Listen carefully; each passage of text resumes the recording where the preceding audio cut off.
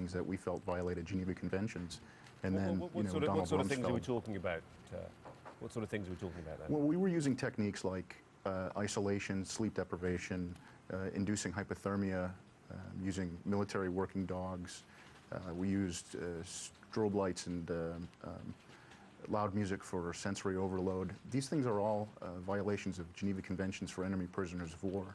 But when they had the congressional hearings after the scandal of Abu Ghraib, Donald Rumsfeld said that we were following Geneva Conventions in Iraq, which clearly wasn't true, and that meant to us interrogators that we were being sort of set up.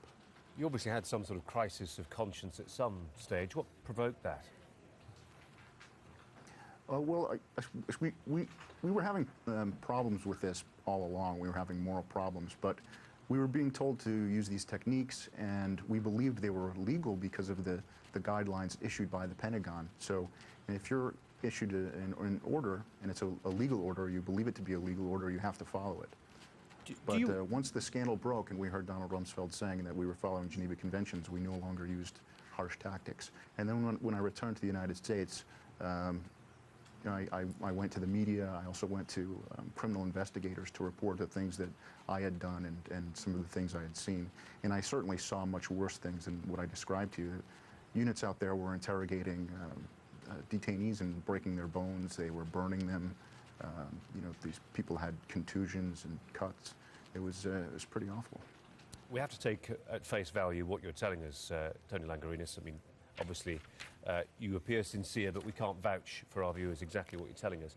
Do you ever perhaps think there may be an argument, a case for some of the coercive techniques that you've described to us, sensory deprivation, sleep deprivation? For instance, I'm sure you're familiar with the argument, that there may be a case sometimes if you torture someone, let's not beat around the bush, if you torture someone and they give up information which subsequently goes on to save, who knows, dozens, scores, hundreds of lives, American lives, any lives at some subsequent time, then that torture was worthwhile. Is it ever worthwhile in your view? Well, I think morally, no. I think that morally we should reject torture entirely.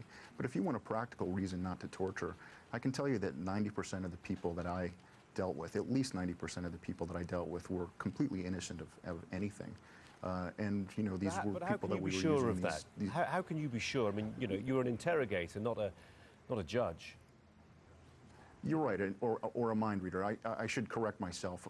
We didn't have any evidence that these people had done anything. We didn't even have like a good reason to suspect that they had done anything or had information. But there was a belief in Iraq that everyone knew who the insurgents were and had information that we could use to shut down the insurgency. So it sort of justified torturing everyone, and that's sort of what was happening. I mean, I'll give you an example. One of the prisoners that I got, he was arrested at a checkpoint because he had a shovel in his trunk and a cell phone in his car, and they suspected that you could use the shovel to bury an IED and the cell phone to detonate it. That was the only evidence they had against this guy. That's not enough to arrest somebody, and certainly not enough to justify using the harsh interrogation tactics we were using. Does it change anything in your mind, though, that the harsh interrogation techniques you just described would have been much harsher under Saddam Hussein's regime, and the kinds of techniques you've described, horrific though they sound to many people in the civilized West, in Iraq under Saddam would have been far worse? Well, I don't think that mitigates our moral responsibility to not torture a prisoner. In international law, torture is the only human right that you can never violate. Even the right to life is not inviolable.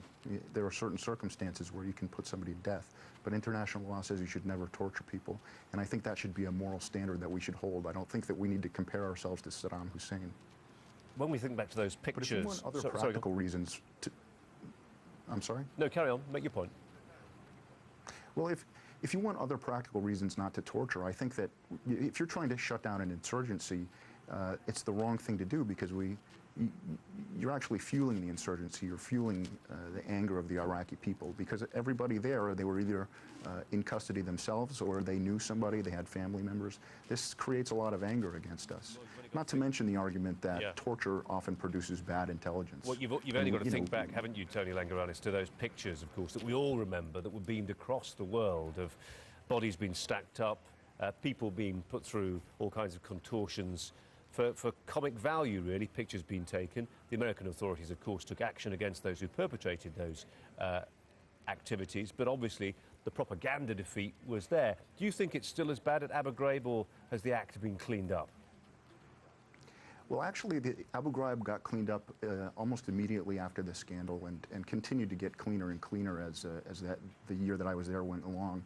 But as a result, the detainee abuse moved outward, and the detaining units would start torturing people in their homes before they were brought into the prison, or they would take them to a remote location and torture them there. And often that torture was far worse than what they were doing at Abu Ghraib.